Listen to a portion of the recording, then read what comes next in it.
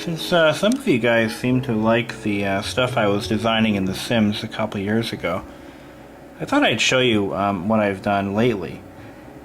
Now, I don't play this game as a game. I only use it to just relax and design buildings. I'll crank up some music, usually on my headphones, and whatever happens to evolve from my designs happens. So let's take a look at a couple of buildings that I've constructed. This one here is an apartment building that I built. I built this about maybe 2 months ago. Of course, it's a two-story building, and it's shaped like a C. Here's the front of the building. This is the street side. Actually, I'm sorry, this is the street side. And one thing I really like doing, I like building or constructing these buildings in like a postmodern American architecture. And in this building, I chose to leave these cutouts on each of the four corners. Here's this is the actual front of the building. And as you can see, I've bridged the building here between these two apartments on the second floor. I haven't furnished them yet. Working our way to the left side. As you can see, I continued the those little full windowed cutouts on each corner and going down the building. You can see I did that here.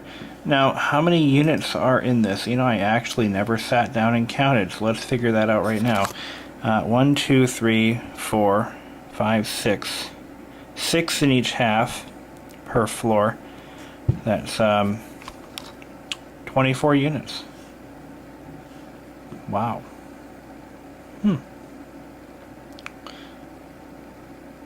Yep, that's 24 units. And there are, I believe they're mostly 3 bedrooms and 2 bedrooms. Actually, no, I have a couple of this unit here on the corner. Now each side of the building is a mirror image of the other side, so you only have to really focus on one side of the building. This unit here is you enter it actually from the inside of the courtyard.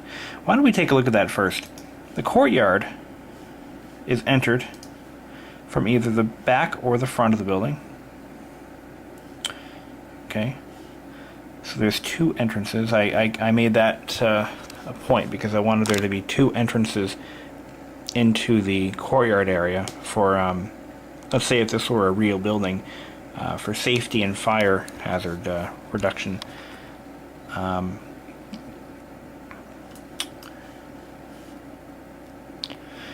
Now, the lower floors, or the lower apartments, are accessible right from the courtyard, from the first level.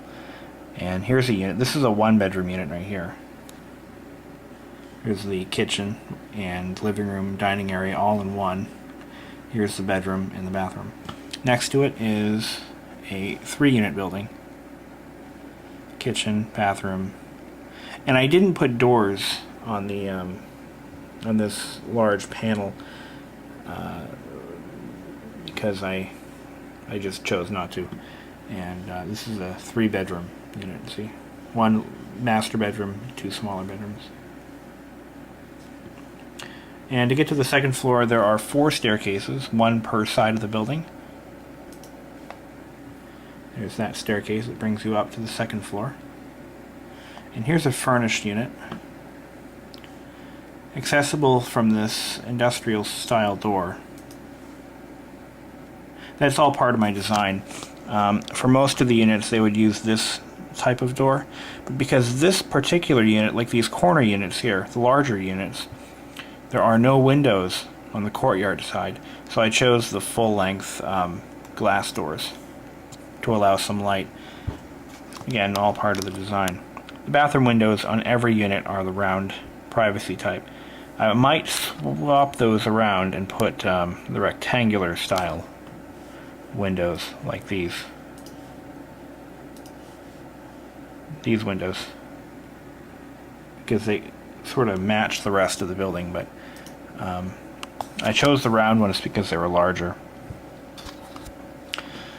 And here's a unit on the inside of the U top floor, and these are both 3-bedroom units. There's one here and there's one here. I really like this design. Or the style of the building. It really it just sort of evolved from, I just put one wall down and then I build off from there, and then I come up with better ideas. In some cases I've had to shift the entire building over a few blocks or a few squares because my design didn't quite fit. And this is, I believe, one of those buildings. So I actually had to tear the whole thing to the ground and rebuild it from memory, one block over, so I could fit some architectural element in. Now, of course, I used the iron railings on the top floor because they kind of match that that post-war 1950s, 60s American, which is probably borrowed from the Danish building style. It's not Danish. It's not modern or Danish modern. It's not quite that close. But now this was a hard decision I had to make to keep the design flowing. I had to determine whether I wanted to keep this open on this end, or if I wanted to build a bridge between, like, above the main entrance. And I chose the bridge because it just added a little bit to the building's design, and it tied the two buildings together. I couldn't do it on the other side because of a I won't call this a bug, but because of a feature in the Sims, the original Sims, you cannot close a building in at any point without it adding a roof automatically. And if I had bridged it here with that nice big walkway type thing, it would have automatically built a roof over the entire structure. So I had to leave it open at some point. But there it is, an apartment building that I designed. Let's take a look at something else. This building I'm quite proud of. It started out as an old colonial style house, which is this building here. And then I added another house, turned it into sort of a duplex behind it, right here. Let me try to zoom in a little bit. Okay. And then I added a house behind that, and that was this structure here. And then, if I have any pictures of the old building, I think I do. I sometimes photograph buildings as I... Here it is. This is what it used to look like. You know. Okay. For reference, here's that little rock, the granite wall house that you see in the front. And then here's that section behind it, and here's the house behind that. Then I built a row of houses behind it. It turned into just a jumbled mess of buildings, and here's a continuation from the back of that. There's a 3-unit house, like a townhouse off of that. Then I built another colonial house right there behind it, and here's the front where that big glassed-in area is now. And what ended up happening, and I'll show you that again. Okay, here's the front of the building, the old front of the building, which were 2 duplexes, or 1 duplex. It just evolved into this monster of a house that I couldn't really do anything with anymore, and I decided to rethink the whole project. So I demolished everything except for the original main house and the 2 houses behind it. And then I built... Oops. And then I built this. So I demolished everything around the house, and I wanted to build a single family home off the back. So the design started out simply enough with a glassed-in lower floor, or lower section, lower level, with an in-ground pool, so it had an indoor pool and a cabana bar. And off the back of that, we have a game room. This is where the 3 townhouses used to be. Off the back of that, we have an exercise room with nice oak paneling, with 6 steam body thingies, whatever those are. Every room has a fireplace. Here's the game room. Off of that, since I decided to keep those 3 little houses, I turned one into a spa, with a second living room, or a third living room, kind of like a guest quarters area, guest house. Its own dining room and kitchen, which could be used to serve food in the pool area and the bar. The main house, the historic house as I started calling it, has its original layout actually, with a staircase, a bathroom, and let's take a look upstairs. Upstairs, we have something like 30 bedrooms. I'm going to use my mouse here, there we go, trackpad. Main house has 1, 2, 3 bedrooms. There's a small bedroom there. And that all ties in to this new section of that, the new house. And in the new house, we have a whole row of bedrooms, all done with in like an Asian style. We have 1, 2, 3, 4. We have 5 bedrooms there, and I kept a kind of an Asian theme going on with the palm tree carpeting, and each bedroom shares a bathroom. There's a bathroom there, and the bathrooms themselves, I did kind of a really nice turquoise and white tile with kind of an Aztec style paneled walls. Another thing I did on the top floor is I recessed the entrances to those bedrooms. There's a kind of a recess in the wall, and there's a door here and a door there. I did that here as well. And here is the main house's kitchen, which is a stainless steel affair, turquoise tile with a nice blue wall. Here is I think this was the master bathroom, or bedroom, sorry. And down here we have there's a cutout in the floor with a nice iron rail around it, and that looks down into the pool area. And I put a recording studio in there for some reason. And that ties into the house through the living room, which is here, or the media room. Another thing I did up here is I used a nice granite wall as an accent wall in the main house. Here is the main bathroom to the house, and the dining room. A little disorienting, I know. Dining room is a large dining room. I'm going to add a few things. I'm going to add maybe a row of cabinets down here for like a buffet or whatever. And off of the main dining room you have a porch with a slate floor with its own boxed-in staircase going downstairs to the fountain. And I put the gas grill down there too. That's going to actually go here. And there's another entrance to the outdoor porch area. Oops. And that goes into the old house to a bedroom. And the bedroom then links back into the main hall here. And here we're back in the new section of the house. I took the bathroom from the old house here and tied it into the small bedroom and this larger master bedroom. And I kept this balcony area here, but there are no doors going to the balcony because it's really too small to be useful. But I may add a door at a later time. I'm not really sure yet. This design will change. This house will change and evolve into something really cool, I hope.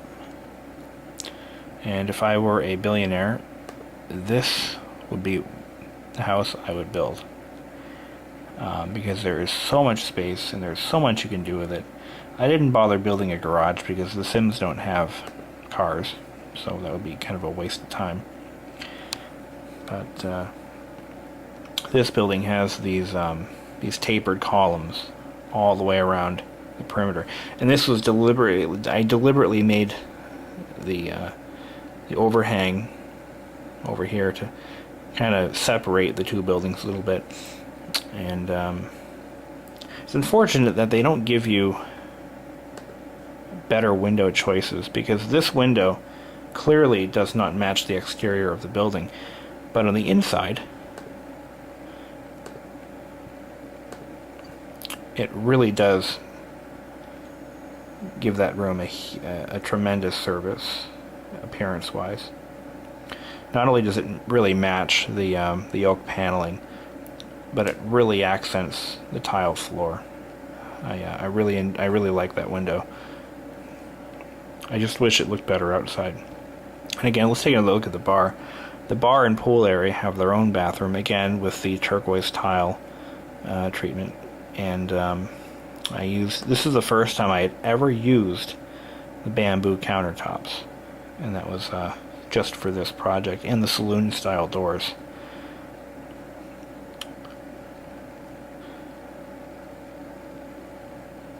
I'm really proud of this building. I actually had more fun designing this building than I have any other building in The Sims.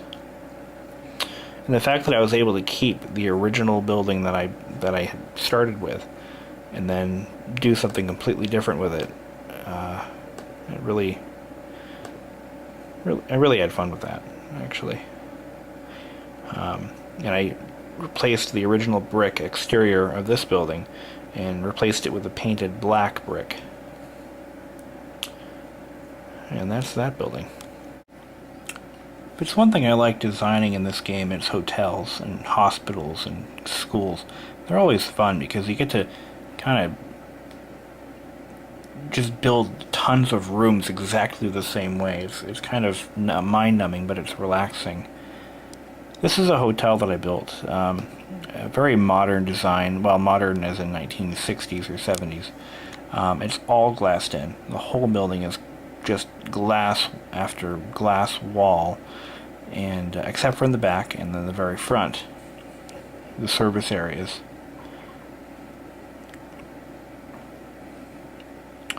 Right now we're looking at the back of the building, and we're going to roll our way over to the side and to the front. In the front of the building, I chose a granite wall type look. Now this building was actually different when I built it originally. I actually renovated this one. I built it with a very 1960s appearance inside, and out of boredom I completely renovated every room. But I didn't change the carpeting for some reason. It still has the gold carpeting in it. But anyway, I did the main halls, and I did the main lobby as well. Each room is exactly the same. I think I may have made one or two suites. But the rooms are just your typical hotel room. You've got, of course, a bathroom, a living area, and a bed, and a dresser. Not much else. Every room is exactly the same. And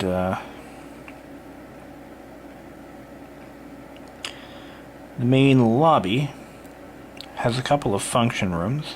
We're looking at the top floor now. So we've got an exercise room here with these little oxygen inhalation things that they give you in the game. Not sure what they're used for, but anyhow. Over here we have a function room, or a banquet room, banquet hall. Okay. This one's already fitted with a buffet table and tables and chairs. The banquet rooms have their own serving bars here, built in. In the middle of each of these two banquet rooms is a utility room with block walls, a sink, and cleaning robots. And over here we have an empty banquet room. There's a game room here next to that. And here's the hallway for the second half of the building, which is, again, just like the first half that we just saw. And you can't really see much. Put the walls up so you can get a better idea as to what it looks like. This is a public bathroom for the banquet patrons. There is a male and a female bathroom, one on each side. And here is the front banquet room, which has exclusive access to the front balcony area. It's a pretty good sized room. This one I did not renovate. This is the original appearance to the building.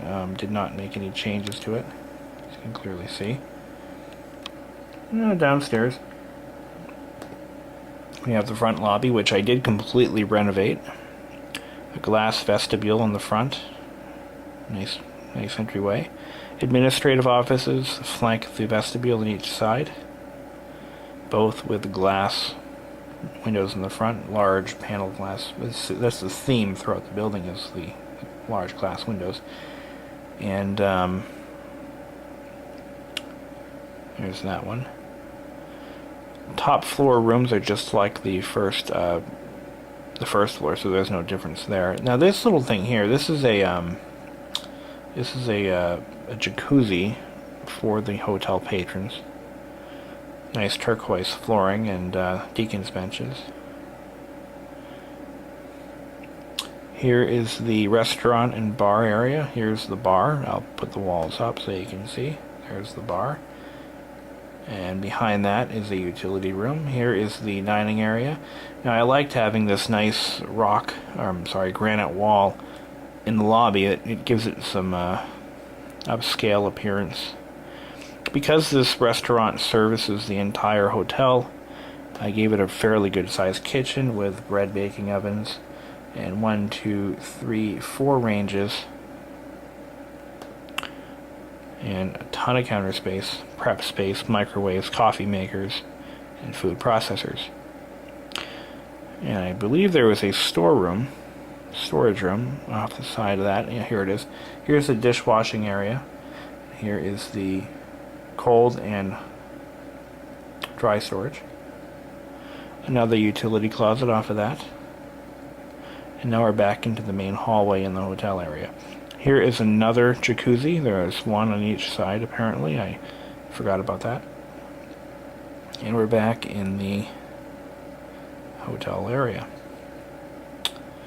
In the front, we have 2 service desks, one here and one here. And we have nice, good-sized fish tanks, and I decided to use spiral staircases. I love using them when I can, because they're very cool. And that's pretty much it. That's my hotel. And I built a pool out in the very front between the two halves of the building. Right in the courtyard area, the front courtyard. There it is.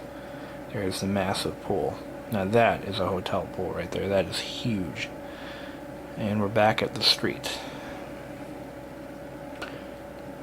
Let's pull away from the view and get another look at the building from the front.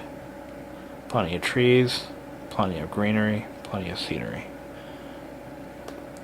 And with a flat roof. Because a building like this would not typically have a pitched roof. It would usually be a flat roof with drains placed throughout the roof. And there you go.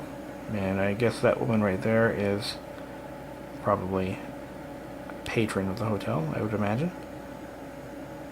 And there's the outdoor seating for the banquet hall. And that is my hotel again.